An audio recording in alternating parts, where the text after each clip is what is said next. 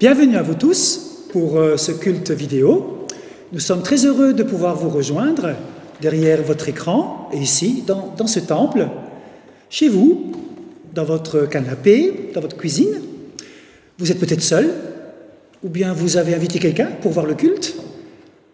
Vous êtes dans la joie, vous êtes inquiet, mais nous sommes tous ensemble, unis par l'Esprit Saint. Alors, tenons-nous prêts pour accueillir maintenant, ici, dans ce temple, et chez vous, dans votre maison, d'accueillir l'amour de Dieu, d'accueillir la paix de Jésus, le Messie qui vient. Vous voyez devant vous la couronne de l'Avent, les 2 bougies sont allumées, nous sommes le 2e dimanche de l'Avent. On peut regarder quelques instants ces bougies. Jésus, en ce moment, les nuits sont froides, les nuits sont longues. Tu nous rejoins, chez nous, et tu nous dis, la lumière du monde, c'est moi. Si quelqu'un me suit, il ne marchera pas dans la nuit, mais il aura la lumière qui donne la vie. Alors oui, c'est dans la confiance que nous marchons avec toi. Et nous ouvrons nos cœurs à ta présence. Amen. Et je vous invite à prendre le premier chant, « Une flamme en moi réchauffe mon cœur ».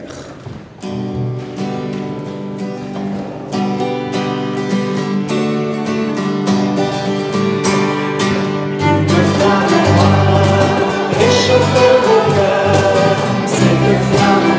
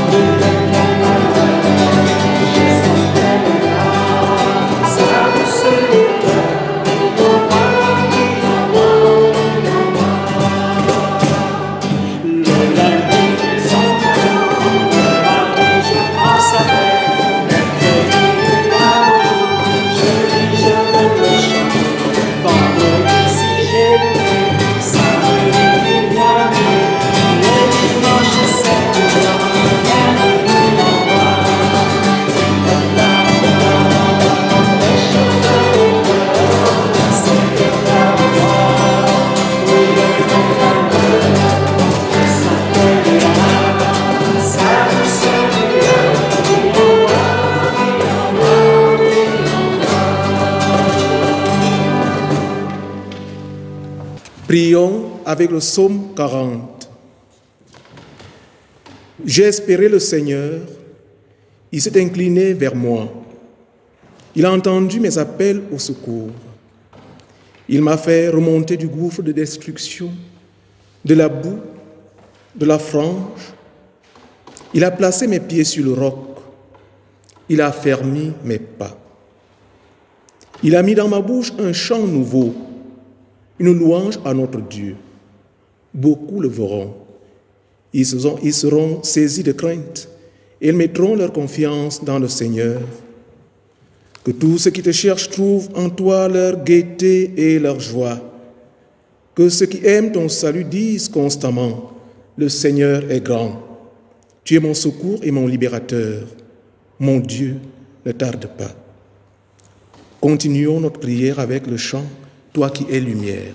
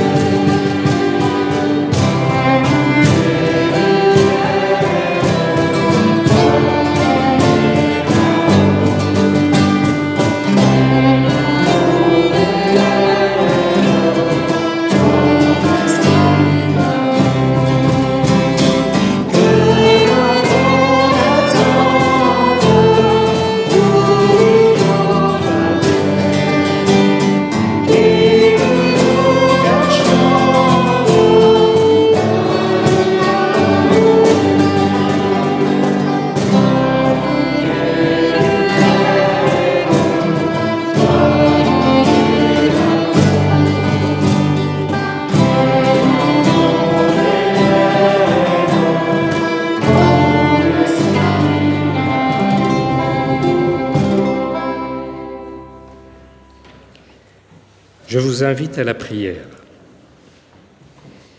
Nous voici devant toi, Seigneur, à l'écoute de ta parole. Nous sommes là avec nos espoirs et nos questions. Tu as envoyé parmi nous la parole faite chair et tu continues de nous parler au travers des Écritures. Nous voulons y puiser des forces pour aujourd'hui et pour demain et comprendre ce que tu attends de nous en ce temps de l'Avent. Viens nous saisir, viens nous parler. Amen. Et à présent, nous chantons le cantique « Peuple qui marchait dans la longue nuit ».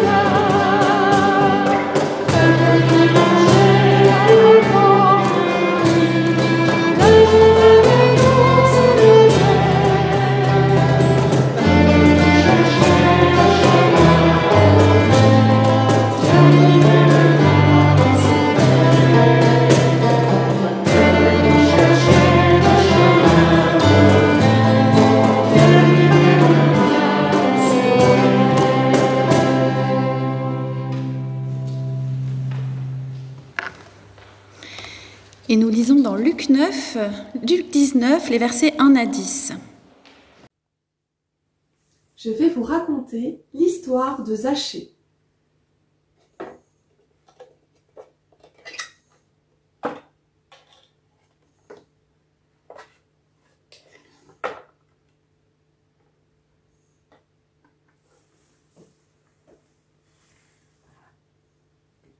Un jour, Jésus rentre à Jéricho. Il commence à traverser la ville. Les gens qui ont entendu parler de lui sortent de leur maison pour l'accueillir. C'est que Jésus est devenu célèbre. Ses paroles sont celles d'un grand maître et même plus. Il parle comme un roi. Et quel roi! Il accueille tout le monde et surtout, il a guéri l'aveugle mendiant depuis toujours à la porte de la ville.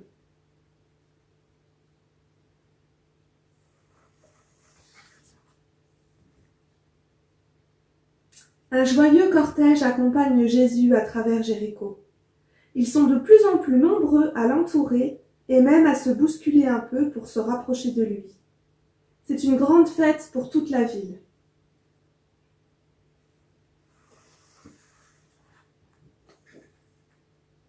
D'ailleurs, la foule serre Jésus de tellement près que Zachée, malgré tous ses efforts, ne peut pas s'approcher de Jésus pour le voir. Zachée est de petite taille. En fait, c'est le chef des collecteurs d'impôts. Il en met probablement beaucoup dans sa poche. C'est comme ça qu'il est devenu riche, en volant tout le monde. Personne ne l'aime, et aujourd'hui, personne n'a envie de lui faire le moindre cadeau d'une place au premier rang.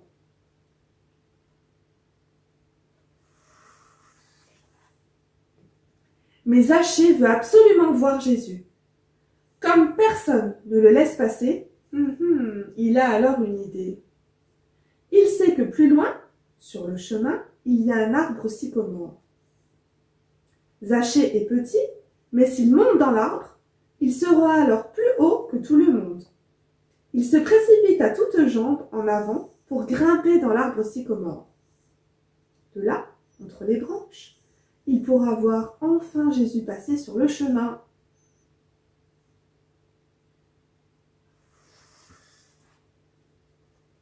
Aussitôt dit, aussitôt fait. Zachée, comme l'enfant qu'il était jadis, monte dans l'arbre et là, installé entre les branches, il regarde le cortège avancer sur le chemin. Le voici aux premières loges pour tout voir.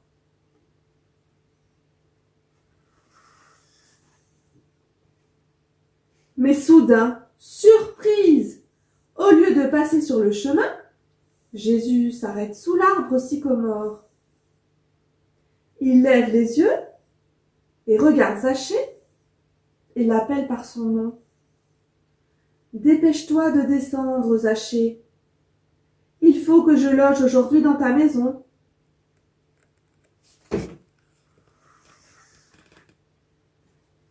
Zachée n'en revient pas. Jésus le connaît. Jésus a choisi sa maison pour y loger. Tout fier, il descend à toute allure de l'arbre sycomore, et le voici maintenant qui marche à côté de Jésus pour le conduire dans sa maison.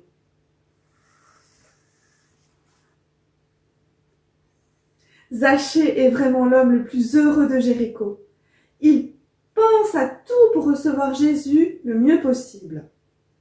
Aujourd'hui, Jésus habite chez lui et une grande joie habite dans son cœur.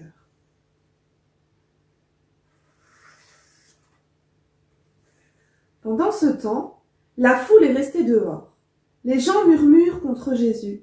« Quoi, disent-ils? Cet homme est allé loger chez ce voleur, ce mauvais homme. Ne sait-il pas qui il est en vérité ?» Les gens ne sont pas contents, mais pas contents du tout.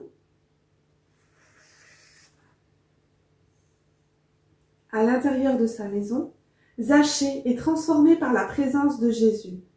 Il est débordant de joie. Il a plein d'idées pour réparer ses fautes. Il dit à Jésus, « Maître, écoute, je vais donner la moitié de mon argent aux pauvres, et si j'ai pris de l'argent à quelqu'un, je vais lui en rendre 4 fois plus. »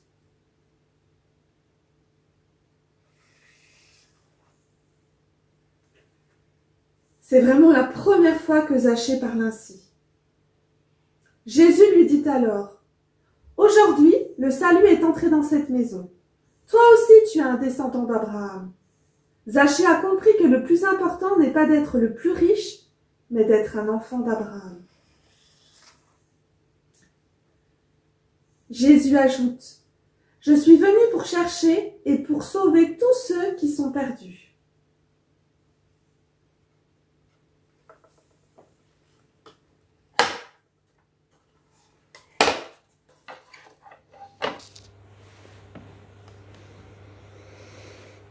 Quelle drôle d'idée ont eu les pasteurs de choisir cette histoire de Zachée pour aujourd'hui. C'est tout à fait à contretemps, non? Qu'est-ce que Zachée vient faire à la place de Jean-Baptiste? Rendez-nous notre Ésaïe. Préparez le chemin du Seigneur, c'est ça le slogan de l'Avent. Et pas du tout, aujourd'hui, le salut est entré dans cette maison. De toute façon, je ne sais pas pour vous, mais moi, je ne suis pas du tout prête. J'en suis à 2 bougies sur ma couronne de l'Avent, j'ai fait seulement mes 4 sortes de brédeleux, et tu parles, on n'est même pas déconfiné. Donc, on n'est pas prêt. Et puis, vous ne trouvez pas qu'il faut tout de même atteindre un certain degré de joie pour vivre l'événement de Noël ? Se convertir assez fort le cœur, aplanir quelques montagnes? Non, non, non, non. Noël avant Noël, mais qu'est-ce que c'est que cette histoire? Eh bien, cette histoire, chers frères et sœurs, c'est justement celle d'une parole de Dieu quand elle vient faire son travail, quand elle vient faire son office, c'est-à-dire créer, dans la morosité de nos existences, un événement où passe le rafraîchissement inattendu de la vie. Et voilà comment aujourd'hui Zachée se glisse comme un passager clandestin dans ce culte pour nous dire que oui, c'est aujourd'hui que le salut de Dieu s'est entré dans les maisons particulières, les nôtres, celles des autres, et même celles qui n'en sont pas des maisons. Oui, nos heures très ordinaires, nos lieux tout à fait inappropriés, nos vies confinées et même déconfites, Dieu sait les féconder de sa présence. Il sait leur donner continuité avec la vie éternelle. Il sait les tourner vers son royaume. Je crois que nous avons tous déjà fait ce type d'expérience, lorsque dans le déroulement de nos journées bien réglées, pleines d'heures employées à bien, eh bien, il arrive que se glisse un instant de grâce. Par exemple, l'annonce imprévue d'une visite, la lettre oubliée qu'on va retrouver et qu'on va avoir plaisir à relire, le regard chaud d'un enfant, l'expression fugace d'une émotion qu'on perçoit sur le visage de celui ou de celle qui partage notre vie, ou encore l'immédiateté d'un acte de courage. Voilà toutes ces choses qui, comme en suspens, arrêtent alors en moi le mécanisme du déroulement du temps, cette horloge de l'habitude. Et parfois, ces petites choses sont brèves comme un clin d'œil, un clin d'yeux. Mais quand je les saisis au vol, c'est suffisant pour modifier sensiblement le reste. Peut-être que mon pas va se faire plus calme. Peut-être que mon souci sera moins pesant et je serai plus disponible à accueillir ce qui vient. Peut-être que mon cœur se prêtera alors à espérer. Voilà donc que je me rappelle aujourd'hui que je n'ai pas besoin de me préparer le cœur et l'âme par une catéchèse, fût-elle celle de l'Avent, pour me faire entendre dire « Le salut est entré aujourd'hui dans cette maison ». Il n'y a pas de conditions nécessaires pour saisir la chance d'accueillir la visite d'un Dieu en notre demeure. Même pas besoin d'être cohérent. Voyez toutes les contradictions intérieures et extérieures de ce pauvre Zachée qui me ressemble tellement, quand il voudrait être grand alors qu'il est tout petit. quand il voudrait être riche tout en pratiquant le partage, quand il voudrait être aimé tout en cherchant la solitude, quand il cherche à voir Jésus sans être venu bousculer. Oui, nous sommes souvent dans une profonde incohérence devant Dieu, partagée entre le désir qui nous pousse vers lui et la crainte de perdre notre si chère liberté, comme si les deux étaient inconciliables. Oui, l'événement de Noël, le salut est entré dans nos maisons. C'est chaque jour où Dieu offre, dans le banal de notre existence, des temps particuliers où la vie surgit comme une occasion à saisir. Alors, pour autant qu'on puisse en juger, le Christ et Zachée ne se sont jamais parlé auparavant. Et pourtant, l'attention et l'appel de Jésus s'arrêtent à Zachée, comme si en cet instant précis aboutissait une rencontre qui avait été préparée, voulue de tout temps. Comme si Jésus reconnaissait dans cet homme un être fraternel qui arrive là à sa destination définitive, qui n'a plus qu'à saisir dans le passage de Jésus l'opportunité d'une bienveillance qu'il cherchait. Voyez, Jésus dit il faut que je vienne chez toi aujourd'hui. Ce « il faut » qui révèle dans l'Écriture si souvent qu'est en train de s'accomplir le grand dessein de Dieu. Ce dessein de rejoindre par l'amour tous les êtres humains. Ce « il faut » que nous trouvons aussi dans les textes à la veille de Pâques. Alors, pour Zachée qui est rejoint ce jour-là, qui est atteint, Jésus dit « Zachée, aujourd'hui, je viens demeurer chez toi. » Et voilà ce que je comprends pour nous. C'est cela que Noël veut nous offrir chaque jour dans la nouveauté de Dieu, dans son parti pris de nous visiter. Dieu ne vient pas forcer nos portes, il crée et recrée sans cesse des occasions qui sont marquées de son sceau. Et je crois qu'il sait rejoindre nos situations, il sait faire converger les chemins des cœurs et nos rencontres. Il sait faire concourir la légèreté des bonheurs et la lourdeur de nos peines avec le souffle de l'Esprit Saint. Il insiste jusqu'à ce qu'un jour, nous consentions à lui et nous trouvions du même coup sens et cohérence et saveur à la vie. Peut-être que c'est ça l'appel que j'ai envie de vous adresser aujourd'hui, cet appel avec vous à devenir vigilants, vigilantes. Il me semble que nous sommes appelés, sur ce chemin vers Noël, à une forme d'entraide tout à fait essentielle. Nous sommes appelés à faciliter à la foi, à l'amour, à l'espérance les uns des autres. Nous sommes appelés à faciliter à l'attention du passage du Seigneur Jésus dans nos signes du quotidien, à la fois modestes et sûrs de son règne déjà là. Peut-être que ce que nous pouvons faire dans les temps à venir, c'est essayer de lire entre les lignes d'un geste de bonté gratuite qui nous atteint. Essayer de discerner la présence de Jésus qui vient dans une évolution courageuse dans la détresse, dans un chemin de pardon difficile et persévérant, dans un deuil qui est peu à peu consolé. À ce moment-là, nous pouvons discerner le clin d'œil que l'Esprit Saint nous fait, le laisser nous défatiguer des ruminations tristes, des blocages de l'amertume, de la peur, et nous encourager au soutien réciproque. Frères et sœurs, veillons à saisir, en bonne contagion de bienveillance, les embolies du moment.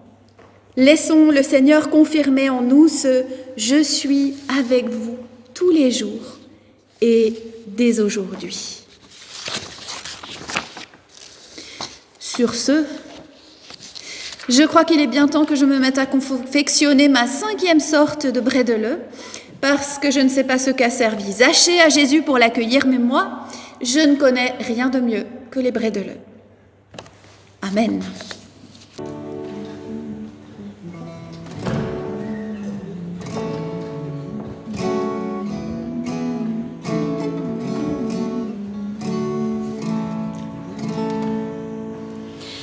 habiter le seul de ta maison, Seigneur. Quitter le temps de ton retour, comme un veilleur de tout le jour, rester dans l'amour de ton nom. Veiller pour être prêt le jour où tu viendras.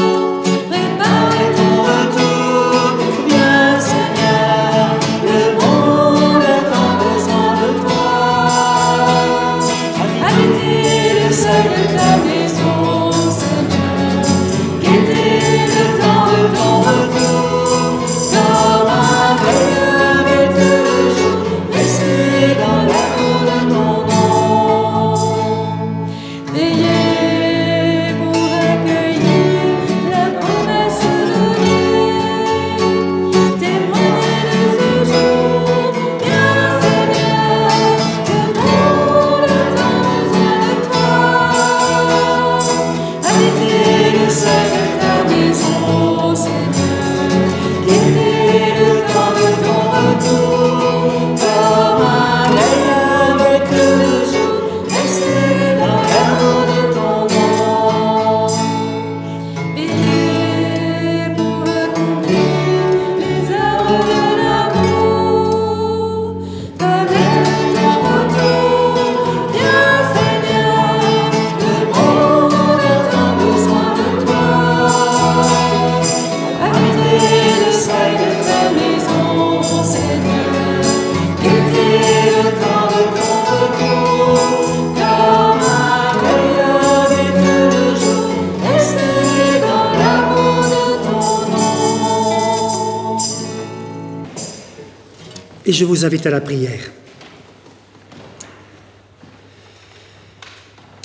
Seigneur, ils sont lourds, ces masques de papier, ces morceaux de tissu qui cachent nos visages, qui nous étouffent et enferment nos sourires. Seigneur, on aimerait tant pouvoir les ôter, respirer, enfin, respirer cet air qui manque à nos vies.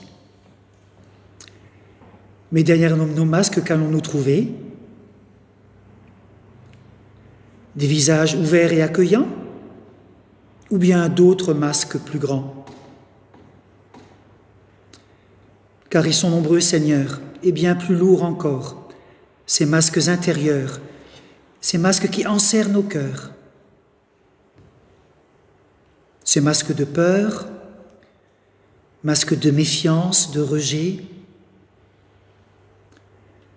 ces masques identitaires et communautaires,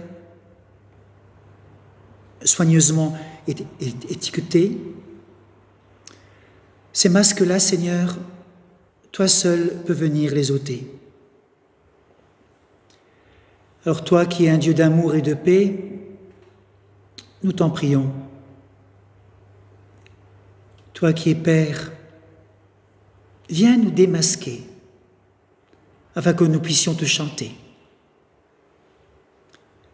Toi qui es Fils, viens nous démasquer pour que nous accueillions ton salut, comme Zachée. Et toi qui es Esprit, viens nous démasquer et que ton souffle nous rende vie.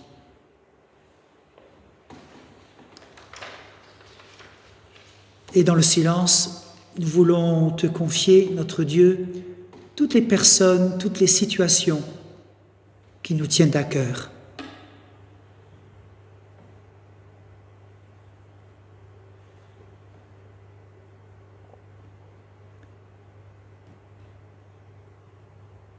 Et nous voulons te remettre plus spécialement nos familles.